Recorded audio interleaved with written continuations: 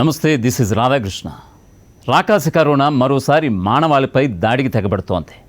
ప్రాణాంతక మహమ్మారి విజృంభణకు అగ్రదేశాలే హడిలిపోతున్నాయి. ప్రజలు ప్రాణాలు తీసుకోలేమంటూ జర్మనీ మరోసారి లాక్డౌన్ ప్రకటించింది. ఇటలీ, ఫ్రాన్స్లు రకరకాల ఆంక్షల చట్టాల్లో దేశాలను బిగించాయి. అగ్రరాజ్యం అమెరికా మేకపోతు గాంభీర్యంతో కనిపిస్తున్నా లోలోన గజగజ వణికిపోతోంది. ఒడ్డున పడ్డామనుకుంటున్న చైనా, భారత్లకు సెకండ్ వేవ్ ముప్పు తప్పదంటున్నారు నిపుణులు. ప్రపంచవ్యాప్తంగా ప్రతి ఒక్కరికి వ్యాక్సిన్ ఎక్కించే వరకు కరోనాకి భయపడక తప్పదంటున్నారు వారు. అందాక జాగ్రత్తగా ఉండాలంటూ హెచ్చరిస్తున్నారు. కోట్లాది మంది ప్రజలు మాత్రం ఈ నరకం ఇంకెన్నాళ్ళని నిలదీస్తున్నారు. దీనిపైనే ఇవాల్టి మ్యాగజిన్ స్టోరీ. ప్రపంచాన్ని రెండో ముప్పు భయపెడుతోంది. ఇప్పటికే యూరప్ దేశాలు కరోనా విజృంభణతో గజగజ వణుకుతున్నాయి. జర్మనీ డిసెంబర్ 16 నుంచి రెండో లాక్డౌన్కు సిద్ధమవుతోంది. జనవరి 10 వరకు దేశంలో లాక్డౌన్ కొనసాగుతుందని జర్మనీ ఛాన్సలర్ ఏంజెలా మెర్కెల్ స్పష్టం చేశారు. ఇటలీ, ఫ్రాన్స్ ప్రభుత్వాలు రకరకాల ఆంక్షలతో దూసుకుపోతున్నాయి. సెకండ్ వేవ్ ముంగిట నిల్చున్న చైనా, భారత్లు ఎటువంటి సవాల్కైనా సిద్ధమే అంటున్నాయి. వ్యాక్సిన్ తయారీలో ప్రపంచమంతా భారత్ వైపే ఆశగా ఎదురుచూస్తోంది. ఫార్మా రంగంలో భారత సత్తాపై అంతా ధీమాగా ఉన్నారు. తగ్గినట్లే కనిపిస్తుంది, కానీ ఏమాత్రం తగ్గడం లేదు. తగ్గకపోగా మరింత బలంగా మానవాళిని రెండోసారి దెబ్బతీయడానికి ప్రపంచవ్యాప్తంగా కరోనా సమాయత్తమవుతోంది. యూరప్, అమెరికా దేశాలు ఇప్పుడు కరోనా సెకండ్ వేవ్ గుప్పిట్లో ఉన్నాయి. జర్మనీలో 6 వారాలుగా పాక్షిక లాక్డౌన్ అమలవుతోంది. అయితే కొద్ది రోజులుగా యూరప్ అంతటా కరోనా కేసులు అమాంతం పెరిగిపోయాయి. కేవలం వారం రోజుల్లోనే 10 లక్షలకు పైగా కొత్త కేసులు నమోదు కావడంతో పాలకుల వెన్నులో చలిపుట్టింది. కఠినతరమైన ఆంక్షలు విధిస్తేనే కానీ కరోనాను కట్టడి చేయడం సాధ్యం కాదని ప్రభుత్వాలు భావిస్తున్నాయి. జర్మనీ ఛాన్సలర్ ఏంజెలా మెర్కెల్ వివిధ రాష్ట్రాలు, సమాఖ్యల నేతలతో భేటీ అయ్యారు. ఈ సందర్భంగా ప్రజల ప్రాణాలు కాపాడుకోవాలంటే దేశంలో మరోసారి లాక్డౌన్ను కఠినంగా అమలు చేయక తప్పదని మెర్కెల్ అభిప్రాయపడ్డారు. గతంలో లాక్డౌన్ విధించినప్పుడు చాలా రాష్ట్రాలు దాన్ని వ్యతిరేకించాయి. దేశమంతా తాళం వేసుకుని ఉండటం కరెక్ట్ కాదని వాదించాయి. అయితే కేసుల తీవ్రత పెరిగే కొద్దీ లాక్డౌన్ తప్పదని ఒప్పుకున్నాయి. తాజా భేటీలోనూ కొన్ని రాష్ట్రాల నేతలు లాక్డౌన్ను వ్యతిరేకించాయి. అయితే దేశ ప్రజల ప్రాణాలను కాపాడుకోవడానికి లాక్డౌన్ తప్ప వేరే దారి లేదని మెర్కెల్ బల్లబుద్ధి మరీ చెప్పారు. డిసెంబర్ 16 నుంచి జనవరి 10 వరకు లాక్డౌన్ అమలు చేయాలనేది మెర్కెల్ నిర్ణయం. ఈ నిర్ణయంతో రిటైల్ వ్యాపారులు తీవ్ర ఆందోళన చెందుతున్నారు. ఎందుకంటే దేశంలో రిటైల్ వ్యాపారాలకు 4 డబ్బులు మిగిలేది, కాస్త జోరుగా వ్యాపారం నడిచేది క్రిస్మస్ సీజన్లోనే. అందులోనూ క్రిస్మస్కు 10 రోజుల ముందు నుంచి బిజినెస్ బాగా ఊపందుకుంటుంది. అలాంటిది సరిగ్గా ఆ సమయంలోనే లాక్డౌన్ విధించడం అంటే వ్యాపారుల నోట్లో మట్టి కొట్టడమేనని వారు తీవ్ర నిరాశ వ్యక్తం చేస్తున్నారు. గత 6 వారాలుగా జర్మనీలో రాత్రివేళ కర్ఫ్యూ అమల్లో ఉంది. రాత్రి 8 గంటల నుంచి ఉదయం 5 గంటల వరకు సరైన కారణం లేనిదే ఎవ్వరూ బయటికి రావడానికి వీల్లేదని ఆంక్షలు విధించారు. సరి అయిన కారణం అంటే రాత్రివేళ విధులు నిర్వహించే ఉద్యోగులకు మాత్రమే కర్ఫ్యూ నుంచి మినహాయింపు ఇచ్చారు. బార్లు, రెస్టారెంట్లు చాలా కాలంగా మూసివేసే ఉంటున్నాయి. ఇప్పుడు లాక్డౌన్లో విద్యా సంస్థలు, డే కేర్ యూనిట్లు, రిటైల్ షాపులు మూసివేయాలని ప్రభుత్వం నిర్ణయించింది. విద్యా సంస్థలు మూసివేయడంతో పాటు డే కేర్ యూనిట్లు బంద్ కావడంతో ఉద్యోగులు తమ పిల్లల్ని వదిలి విధులకు వెళ్లడం ఇప్పుడు సమస్య కాబోతోంది. ఈ ఆంక్షల పట్ల మెజారిటీ ప్రజలు అసహనం వ్యక్తం చేస్తున్నారు. జీవితాలు లాక్డౌన్ చేసుకుని ఎన్నాళ్ళు నరకం అనుభవించాలని ప్రజలు మండిపడుతున్నారు. అయితే కనిపించని కరోనాను తరిమికొట్టే వరకు ఈ ఆంక్షలు తప్పవని పాలకులంటున్నారు. ఒక్క జర్మనీయే కాదు, ఇటలీ, ఫ్రాన్స్ దేశాల్లోనూ కరోనా బుసలు కొడుతోంది. అగ్రరాజ్యం అమెరికా అయితే సరే లక్షల్లో కేసులు నమోదవుతూ చాలా డేంజర్ జోన్లో ఉంది అమెరికా. అయితే వ్యాక్సిన్ రెడీ అయిపోయిందన్న ధీమాతో అక్కడి పాలకులున్నారు. అయితే వ్యాక్సిన్ అనేది దేశంలోని చివరి మనిషికి ఇచ్చే వరకు కరోనా ముప్పు అలాగే ఉన్నట్లు అర్థం చేసుకోవాలి. మోడెర్నా వ్యాక్సిన్పై అమెరికా ఆశలు పెట్టుకుంది. దేశవ్యాప్తంగా అందరికీ వ్యాక్సిన్ ఇవ్వడం అనేది సుదీర్ఘ ప్రక్రియ. రాత్రికి రాత్రి వ్యాక్సిన్లు వేయడం జరిగే పని కాదు. అమెరికా అవసరాలు తీరిన తర్వాతనే ఇతర దేశాలకు తమ వ్యాక్సిన్ను ఎగుమతి చేస్తామని అమెరికా స్పష్టం చేసింది. ఆ మాటకొస్తే ఏ దేశమైనా సరే ముందుగా తన అవసరాలు తీరిన తర్వాతనే ఇతర దేశాలకు అమ్ముకుంటాయి. యునైటెడ్ కింగ్డమ్లో ఫైజర్ వ్యాక్సిన్ పంపిణీ మొదలైంది. దేశవ్యాప్తంగా వ్యాక్సిన్ పంపిణీ చేసిన తర్వాత ఒప్పందం చేసుకున్న మిత్ర దేశాలకు వ్యాక్సిన్ పంపనుంది బ్రిటన్. ఇక భారతదేశంలోని ఫైజర్ ఇండియా కూడా క్లినికల్ ట్రయల్స్ పూర్తి చేసుకుని సిద్ధంగా ఉన్నట్లు ప్రకటించుకుంది. అత్యవసర వినియోగానికి అనుమతి ఇవ్వాలంటూ ఫైజర్ ఇండియా భారత ఔషధ నియంత్రణ జనరల్కు విజ్ఞప్తి చేసుకుంది. ఇక భారతదేశంలో 6 ఫార్మా కంపెనీలు వ్యాక్సిన్ తయారు చేస్తున్నాయి. ఫార్మా రంగంలో భారత్కు తిరిగిలేదని, భారత్ నుంచి వచ్చే వ్యాక్సిన్ కోసం ప్రపంచ దేశాలు ఆశగా ఎదురు చూస్తున్నాయని ప్రపంచ దేశాల నిపుణులు కితాబిస్తున్నారు. కొద్ది రోజుల క్రితమే వివిధ దేశాల ప్రతినిధులు, నిపుణులు భారత్లో పర్యటించారు. భారత్ ఫార్మా కంపెనీలు తయారు చేస్తున్న వ్యాక్సిన్ల గురించిన సమాచారాన్ని అడిగి తెలుసుకోవడంతో పాటు అవి ఎప్పటికి రెడీ అవుతాయి, ఏ మేరకు ఫలితాలను ఇస్తాయన్న అంశాలపై విదేశీ ప్రముఖులు ఆరాలు తీస్తున్నారు. భారత ఫార్మా కంపెనీల సత్తాను విదేశీ నిపుణులు మెచ్చుకున్నారు. Because governments around the world are focused on the COVID vaccine, and of course I'm in Hyderabad, which produces a third of all vaccines globally each year. What we've seen today is reassuring. It demonstrates again the strength of India's innovation and pharmaceutical sectors. It demonstrates again India's leadership of the world, because without what we've seen today, I think many countries around the world. Europe, America దేశాల్లో second wave మొదలై చాలా రోజులయ్యింది. ఇప్పుడిప్పుడే second wave ఉధృతమవుతోంది. Asia దేశాల్లోనూ second wave వచ్చే ప్రమాదం లేకపోనూ లేదు. Corona పుట్టినిల్లైన చైనాతో పాటు భారత్లోనూ కరోనా సెకండ్ వేవ్ తీవ్రంగానే ఉండొచ్చని నిపుణులు అంచనా వేస్తున్నారు. భారతదేశంలో ప్రస్తుతానికైతే కొద్ది రోజులుగా కరోనా కేసులు తగ్గుతూనే వస్తున్నాయి. అయితే జనవరి 2వ వారం నుంచి భారత్లో సెకండ్ వేవ్ కరోనా సత్తా చాటే అవకాశాలున్నాయని అంటున్నారు. సెకండ్ వేవ్ ఉధృతం అయ్యే నాటికి వ్యాక్సిన్ చేతులకు వచ్చే అవకాశం లేదు. ఈ ఏడాది ఏప్రిల్ తర్వాత భారత్లో ఊపందుకున్న కరోనా రోజుకి 90,000 కేసుల స్థాయి వరకు వెళ్ళింది. ఇప్పుడిప్పుడే 30,000 లోపు కేసుల స్థాయికి దిగివచ్చింది. సెకండ్ వేవ్ వస్తే మళ్లీ ఈ సంఖ్య 90,000 దాటిపోయే ప్రమాదం ఉందని నిపుణులు హెచ్చరిస్తున్నారు. ఇప్పుడు కేసులు తగ్గాయని ధీమాగా ఉంటే అంతకన్నా పొరపాటు ఇంకొకటి ఉండదంటున్నారు వైద్యరంగ నిపుణులు. కరోనా కట్టడిలో ఆంధ్రప్రదేశ్ అత్యంత పగడ్బందీగా, శాస్త్రీయంగా పోరాడుతోంది. ఆ క్రమంలోనే కరోనా పాజిటివ్ కేసుల సంఖ్యను నెమ్మదిగా తగ్గించుకుంటూ వస్తోంది. ప్రస్తుతం ఏపీలో యాక్టివ్ కేసుల సంఖ్య 5,000 లోపే ఉంది. అంత మాత్రాన కరోనా నుంచి ఏపీ పూర్తిగా సురక్షితమైపోయిందని అనుకోవద్దని అంటున్నారు నిపుణులు. సెకండ్ వేవ్ వస్తే మళ్లీ ఏపీలో కేసులు అమాంతం పెరగడం ఖాయమంటున్నారు సైంటిస్టులు.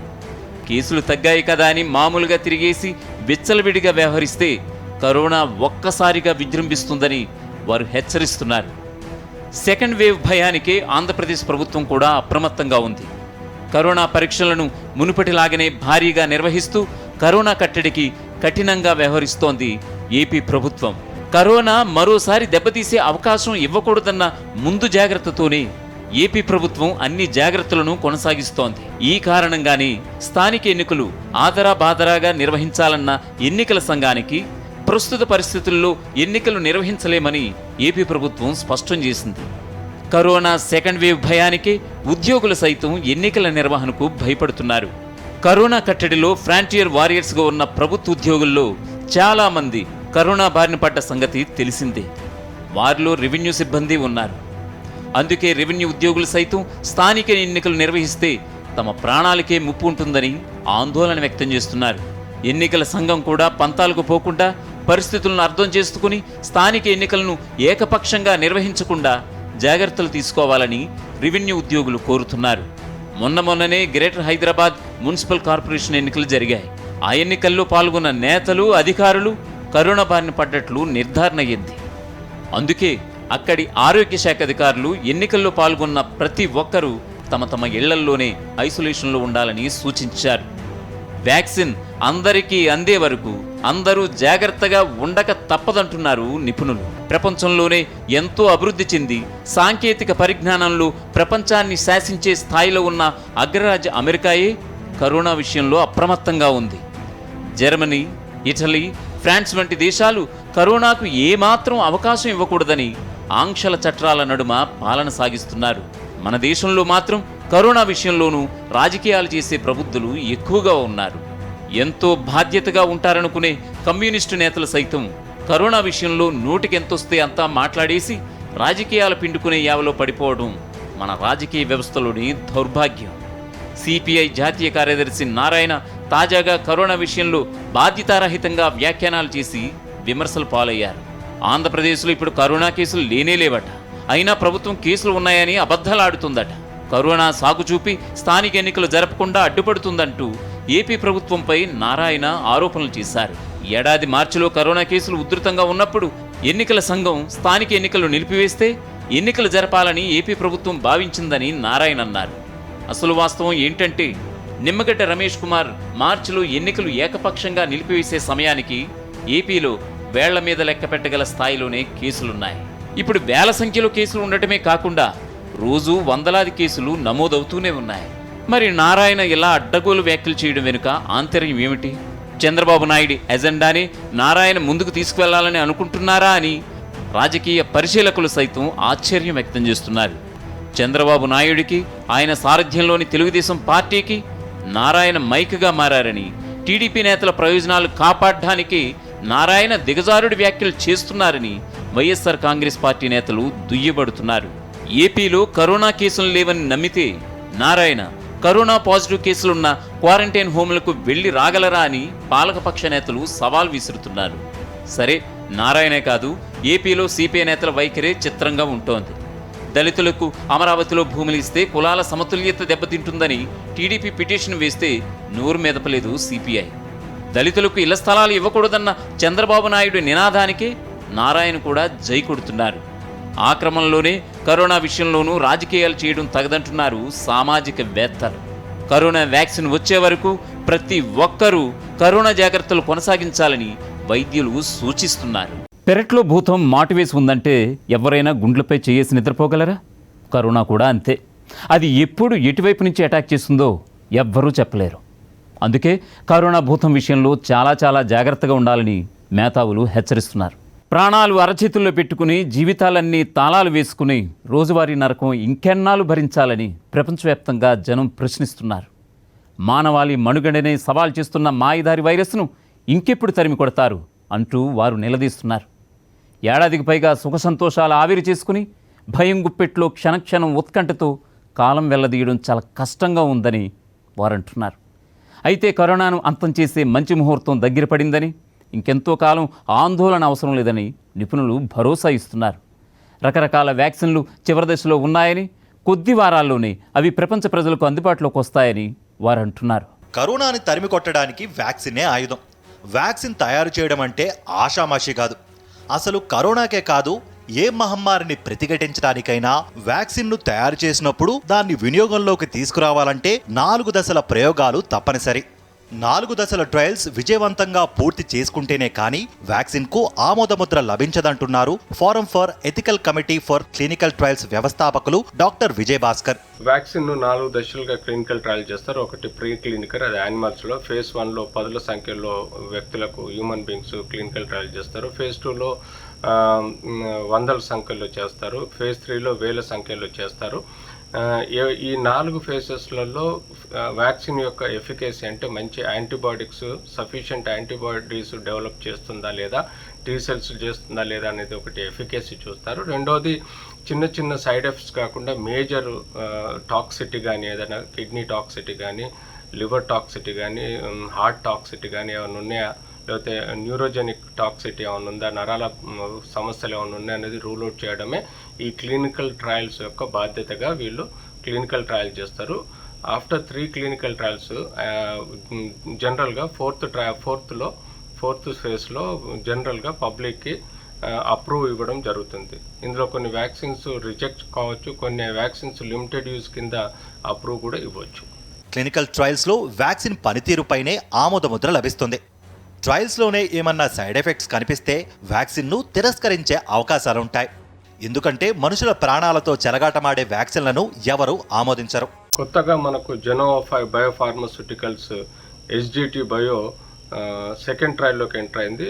ఫైజర్ వ్యాక్సిన్కు FDA ఎమర్జెన్సీగా అప్రూవల్ ఇవ్వడం జరిగింది. ఆస్ట్రాజెనికా కూడా రష్యాలో గమాలా ఇన్స్టిట్యూట్ ద్వారా క్లినికల్ ట్రయల్స్ మొదలెట్టింది. అలాగే Chinese Academy of Medical Sciences phase 3లోకి ఎంటర్ అయింది. Sanofi and GSK announces disappointing, ఎందుకంటే అక్కడ ఈ రెండు యొక్క ట్రయల్స్ వలన కొన్ని ఓల్డర్ ఏజ్ గ్రూప్లో కొన్ని కాంప్లికేషన్స్ రావడం, బెల్స్ పాల్సిస్ రావడం, కొన్ని కండిషన్స్, క్లినికల్ కండిషన్స్ చూస్తున్నాం. ప్రపంచవ్యాప్తంగా వివిధ ఫార్మా కంపెనీలు వ్యాక్సిన్ తయారీలో బిజీగా ఉన్నాయి. చాలా రకాల వ్యాక్సిన్లు తుది దశ క్లినికల్ ట్రయల్స్లో ఉన్నాయి. వాటిలో అగ్రదేశాల కంపెనీలు రూపొందించిన వ్యాక్సిన్లు కూడా ఉన్నాయి. ఈరోజు ప్రపంచమంతటా వ్యాక్సిన్ రేసులో ఉంది, తయారు చేసే రేసులో ఉంది.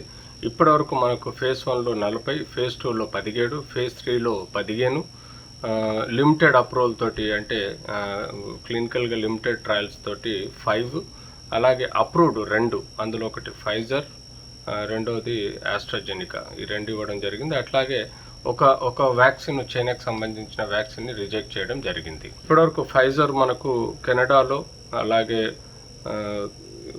లండన్లో కొన్ని ఎమర్జెన్సీ యూజెస్ కింద యుఎస్ఏలో అప్రూవ్ ఇవ్వడం జరిగింది. మోడర్నా ఇంకా రివ్యూ చేస్తున్నారు అప్రూవ్ ఇవ్వడానికి. అలా క్యాన్సినో వ్యాక్సిన్, అడ్నో వైరస్ వ్యాక్సిన్ చైనాలో లిమిటెడ్ యూజ్గా వాడుతున్నారు. గమాలియా ఏదైతే స్పుట్నిక్ వి వ్యాక్సిన్ ఉందో దానికి రష్యాలో ఎర్లీ యూజ్ మొదలెట్టారు. జాన్సన్ ఫేజ్ 3లో ఉంది. ఆక్స్ఫర్డ్ ఆస్ట్రాజెనికా ఫేజ్ 3లో ఉంది. నోవోవాక్స్ ఫేజ్ 3లో ఉంది. వెక్టర్ ఇన్స్టిట్యూట్ యొక్క ప్రోటీన్ వ్యాక్సిన్ ఫేజ్ 2లో ఉంది. సైనోఫార్మ్ బీజింగ్ వ్యాక్సిన్ ఫేజ్ 3లో ఉంది. సైనోఫార్మ్ వుహాన్ వ్యాక్సిన్ ఫేజ్ 3లో ఉంది. సైనోవాక్ ఇనాక్టివేటెడ్ వ్యాక్సిన్ చైనాలో ఫేజ్ 3లో ఉంది. మన దేశంలో తయారవుతున్న కోవాక్సిన్ వ్యాక్సిన్ మన దేశ పరిస్థితులకు అనువైనదిగా చెప్తున్నారు వైద్యరంగ నిపుణులు. ఇతర దేశాల వ్యాక్సిన్తో పోలిస్తే భారత్ బయోటెక్ సంస్థ రూపొందించిన కోవాక్సిన్ వ్యాక్సిన్ను నిల్వ ఉంచడం, రవాణా చేయడం చాలా తేలికని వారంటున్నారు. ఇప్పటివరకు అయితే ఎలాంటి సీరియస్ ఎఫెక్ట్స్, సైడ్ ఎఫెక్ట్స్ కానీ, కాంప్లికేషన్స్ కానీ ఇప్పటివరకు భారత్ బయోటెక్ యొక్క కోవాక్సిన్ అనే వ్యాక్సిన్ ద్వారా కనబడలేదు. ఇప్పుడు ఇంకా ఫేజ్ 3 ట్రయల్లో యాక్టివ్గా చూస్తున్నారు. వివిధ స్టేట్స్లలో, వేరే స్టేట్స్లలో కూడా ఈ క్లినికల్ రీసెర్చ్ జరుగుతుంది. ప్రాబబ్లీ ఈ క్లినికల్ ట్రయల్ జనవరి వరకు కంప్లీట్ చేయొచ్చు. జూన్ వరకు ఈ వ్యాక్సిన్ మనకు అందుబాటులోకి రావచ్చు. ఇది మనకు తక్కువ ధరలో పెడతామని భారత్ బయోటెక్ వాళ్ళు అనౌన్స్ చేశారు. దాదాపుగా ఒక 10 నుంచి 20 రూపాయల లోపల ఇది వ్యాక్సిన్ ఉంటుంది. ఇది రూమ్ టెంపరేచర్లో స్టోర్ చేయొచ్చు కాబట్టి సేఫ్టీగా ఉంటుందని చెప్పేసి మన భారత్ బయోటెక్ వాళ్ళు అనౌన్స్ చేయడం జరిగింది. అంతేకాకుండా కంపేర్ టు అదర్ కంట్రీస్ ఈ వ్యాక్సిన్ స్టోరేజ్ రూమ్ టెంపరేచర్లో ఉండొచ్చు. అదే అదర్ కంట్రీస్ యొక్క వ్యాక్సిన్ని -70°C స్టోర్ చేయాల్సిన అవసరం ఉంటుంది. సో అదర్ వ్యాక్సిన్స్ మన దగ్గర ఇండియాలో స్టోర్ చేయడం అయినా, ట్రాన్స్పోర్ట్ చేయడం అయినా ఇబ్బందికరం. అదే కోవాక్సిన్ అనే వ్యాక్సిన్ని మనం ట్రాన్స్పోర్ట్ చేయడం కానీ, స్టోర్ చేయడం ఈజీ. సో డెఫినెట్లీ ఇది మనకు అందుబాటులోకి తొందరగా వస్తుందని భావిద్దాం.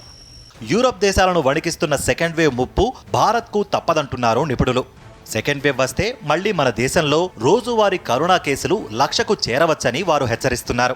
అమెరికా, యూరోప్ లాంటి, జర్మనీ లాంటి దేశాలలో సెకండ్ వేవ్ ఎక్కువ శాతం కేసెస్ చూస్తున్నాము. 1,00,000 కొద్ది కేసెస్ చూస్తున్నాము. 1,000 కొద్ది ప్రజలు రోజు చనిపోయేదని చూస్తున్నారు. తద్వారా కూడా ఇప్పుడు ఢిల్లీ, కేరళ లాంటిలో థర్డ్ వేవ్, సెకండ్ వేవ్ రావడం, ఢిల్లీలో థర్డ్ వేవ్ రావడం, కేరళలో సెకండ్ వేవ్ స్పైక్ రావడం, అలా ఇండియా మొత్తం ఈరోజు 30,000 వరకు కేసెస్ పర్ డే రికార్డ్ అవుతున్నాయి. ఈవెన్ దో ఓవరాల్గా ఇప్పటివరకు 97 lakhs వరకు ఇండియాలో పాజిటివ్ కేసెస్లో నెంబర్ ఆఫ్ కేసెస్ పెరగడం, ఈవెన్ దో రికవరీ రేటు 94.7% ఉన్నా, యూజువల్గా నెంబర్ ఆఫ్ అడ్మిషన్స్ కూడా తక్కువ ఉన్నా, ఇప్పుడు ఈ సీజన్లో ఫెస్టివల్ ప్లస్ కోల్డ్ సీజన్ అంటే వింటర్ సీజన్లో ఈ ఫెస్టివల్లో న్యూ ఇయర్ సెలబ్రేషన్స్, క్రిస్మస్, అలాగే మనకు జనవరిలో వచ్చే పండుగల వలన ప్రజలు ఎక్కువ మమేకమై జాగ్రత్తలు తీసుకోకపోతే మనకు సెకండ్ వేవ్ వచ్చే ప్రమాదం ఉంది. సెకండ్ వేవ్లో మనం ఆల్రెడీ ఇండియాలో 30,000 చూస్తున్నాము. సెకండ్ వేవ్ అంటే మళ్ళీ 70 నుంచి 1,00,000 వరకు వస్తే అప్పుడు నెంబర్ ఆఫ్ కేసెస్ ఎక్కువ రికార్డ్ అవ్వడం, అడ్మిషన్స్ ఎక్కువ అవడం, తద్వారా డెత్ రేటు కూడా పెరిగే ప్రమాదం ఉంటుంది. కాబట్టి ముందు జాగ్రత్తగా మనమంతా ఉండాలి. అన్ని అవరోధాలను అధిగమించి వ్యాక్సిన్కు ఆమోదముద్ర పట్టడం ఒక ఎత్తు అయితే, దాన్ని ప్రతి ఒక్కరికి అందుబాటులోకి తీసుకురావడం ఇంకో ఎత్తు. ఎందుకంటే వ్యాక్సిన్ పంపిణీలో ప్రభుత్వాలు ప్రాధాన్యత క్రమానికి పెద్దపీట వేశాయి. కరోనాతో పోరాటంలో ముందు వరుసలో ఉన్న ఫ్రాంటియర్ ఫోర్స్కు ముందుగా వ్యాక్సిన్ అందిస్తారు. వైద్యులు, ఆరోగ్య, పారిశుద్ధ్య సిబ్బంది, పోలీసులు ఈ కేటగిరీలో ఉంటారు. తర్వాతి దశలో జర్నలిస్టులు, ఇతర ప్రభుత్వ శాఖల సిబ్బంది, సీనియర్ సిటిజన్లు, ఆరోగ్యపరంగా బలహీనంగా ఉన్నవాళ్లు ఉంటారు. వీళ్ళందరికీ ఇచ్చిన తర్వాతనే మిగతా వర్గాలకు వ్యాక్సిన్ అందుతుంది. ఈ అన్ని కేటగిరీలకు వ్యాక్సిన్ పంపిణీ కావాలంటే కనీసం 7-8 నెలలు పడుతుంది. అందుకే చివరి మనిషికి వ్యాక్సిన్ ఎక్కించే వరకు ప్రతి ఒక్కరూ కరోనా జాగ్రత్తలు పాటించాలంటున్నారు నిపుణులు. ఏమాత్రం అజాగ్రత్త కూడదని వారు హెచ్చరిస్తున్నారు. కరోనా అస్సలు మంచిది కాదు. మా సెడ్డదది. దానికన్నా సెడ్డది రాజకీయం. ప్రపంచ దేశాలన్నీ కరోనాను ఎలా తరిమి కొట్టాలి అని ఆలోచిస్తూ ఉంటే మన దేశంలో మాత్రం కరోనాను కూడా రాజకీయం చేసే చౌకబారు నేతల నేలబారు వ్యవహారాలు జుగుప్స కలిగిస్తున్నాయి. ఆంధ్రప్రదేశ్లో పచ్చ బ్యాచ్కు రెడ్ కార్పెట్ పరిచి పచ్చ నేతల ఎజెండాకు అనుగుణంగా తమ ఎజెండాను మార్చి రాజకీయాలు చేస్తున్న వారిని చూసి రాజకీయ పండితులు సైతం నివ్వెరపోతున్నారు. అవురా, రాజకీయాలు ఎంతగా దిగజారిపోయాయి అని అంతా యావగించుకుంటున్నారు. ఇది ఇవాల్టి మ్యాగజైన్ స్టోరీ. మరో ఇంట్రెస్టింగ్ టాపిక్తో మళ్ళీ కలుద్దాం. అంతవరకు స్టే ట్యూన్ టు సాక్షి.